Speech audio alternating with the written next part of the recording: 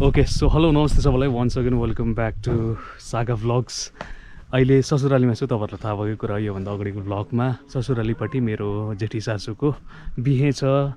ईशा नानाको उसको बडीको मेरो फुपू सासूको छोरी रबुको दिदीको बिहे आज। अनि अहिले भर्खर माथि जन्ती आएको जस्तो लाग्दैछ। त्यो कुराहरू देखाउँछु तपाईँहरूलाई, एकदम रमाइलो हुन्छ। So do watch this vlog till the end. सबजना रेडी भइसक्यो हेर्नुहोस् त। हेलो हेलो नमस्ते सबैलाई। ल यता ल अब घर परिवार सबै निस्किँदै जाँदैछौँ हामी यहाँ माथि। तपाईँहरूलाई योभन्दा अगाडिको भ्लगमा त्यहाँनिर काम कुराहरू गरेको देखाइरहेको थिएँ। यता हेर स्मृति नाना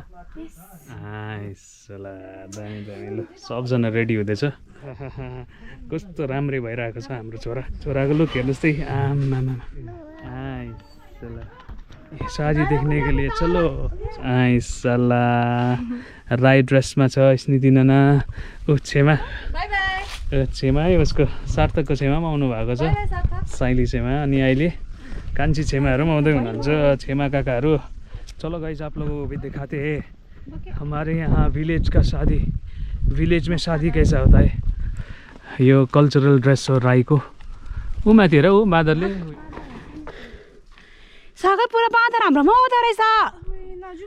ल पुरा छ एकछिन पर्खौँ न। ल क्यामेरा भएर देखाउँ।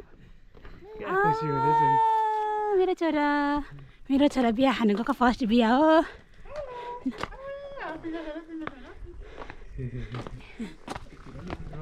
यो चाहिँ मेरो गाउँ हो, मुन्टागढी गाउँ।